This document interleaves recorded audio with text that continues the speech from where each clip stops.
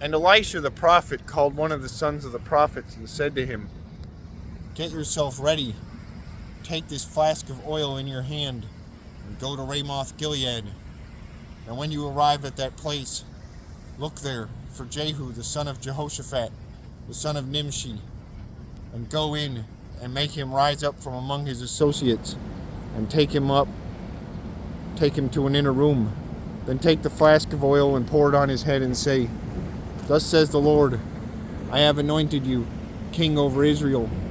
Then open the door and flee, and do not delay." So the young man, the servant of the prophet, went to Ramoth Gilead. And when he had arrived, there were the captains of the army sitting.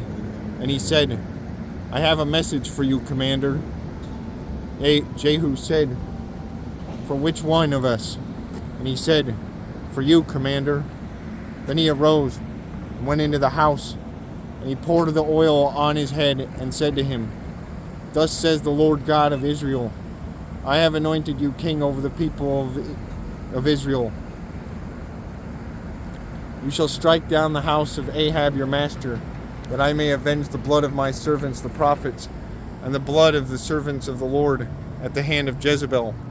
For the whole house of Ahab shall perish, and I will cut off from Ahab all the males in Israel, both bond and free. So I will make the house of Ahab like the house of Jeroboam, the son of Nebat, and like the house of Baasha, the son of Ahijah. The dogs shall eat Jezebel on the plot of the ground at Jezreel, and there shall be none to bury her." And he opened the door and fled. Then Jehu came out to the servants of his master, and one said to him, "Is all well? Why did this madman come to you?" And he said to them, "You know the man and his babble." And they said, "A lie. Tell us now." So he said, "Thus and thus he spoke to me, saying, Thus says the Lord, I have anointed you king over Israel." Then each man hastened to take his garment and put it under him on the top of the steps.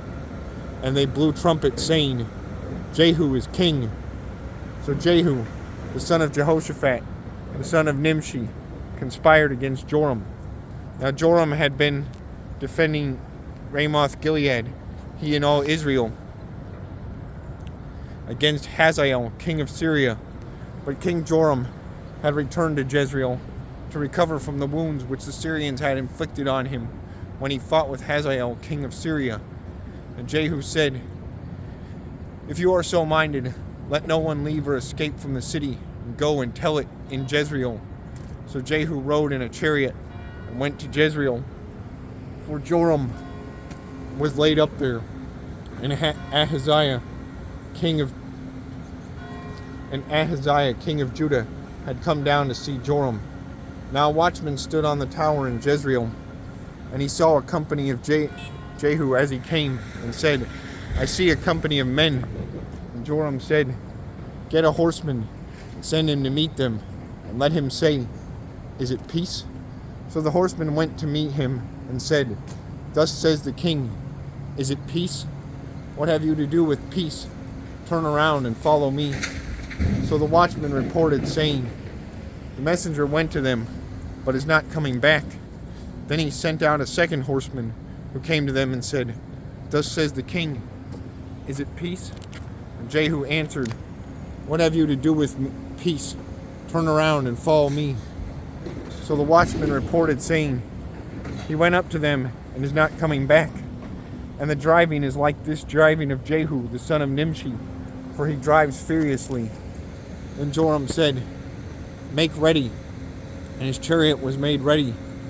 Then Joram, king of Israel, and Ahaziah, king of Judah, went out, each in his chariot. And they went out to meet Jehu,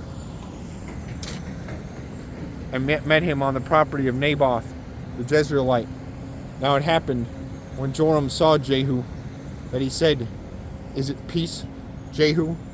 So he answered, "What peace, as long as the harlotries of your mother Jezebel and her witchcraft are so many?"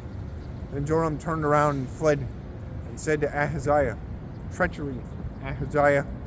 Now Jehu drew his bow with full strength, and shot Jehoram between his arms, The arrow came out at his heart, and he sank down in his chariot. And Jehu said to Bidkar, his captain, pick him up, throw him into the tract of the field of Naboth the Jezreelite. For remember, when you and I were riding together behind Ahab his father, that the Lord laid this burden upon him. Surely I saw yesterday the blood of Naboth and the blood of his sons, says the Lord, and I will repay you in this plot, says the Lord. Now therefore, take and throw him on the plot of the ground, according to the word of the Lord. But when Ahaziah, king of Judah, saw this, he fled by the road to Beth Hagan. So Jehu pursued him, said, shoot him also in the chariot.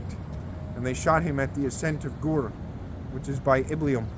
Then he fled to Megiddo and died there. And his servants carried him in the chariot to Jerusalem, and buried him in his tomb with his fathers in the city of David.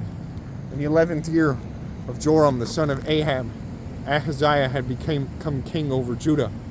And when Jehu had come to Jezreel, Jezebel heard of it, and she put paint on her eyes, and anointed her head, and adorned her head, and looked through a window.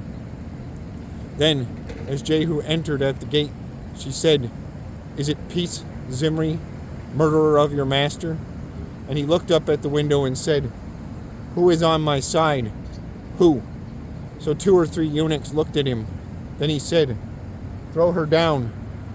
So they threw her down, and some of her blood spattered on the wall and on the horses, and he trampled her underfoot. And when he had gone in and ate and drank, then he said, go now, see to this accursed woman, and bury her, for she was a king's daughter. So they went to bury her, but they found no more of her than the skull and the feet and the palms of her hands. Therefore they came back and told him, and he said, this is the word of the Lord, which he spoke by his servant Elijah the Tishbite, saying, on the plot of ground at Jezreel, dogs shall eat the flesh of Jezebel, and the corpse of Jezebel shall be as refuse on the surface of the field, in the plot at Jezreel, so that they shall not say, here lies Jezebel.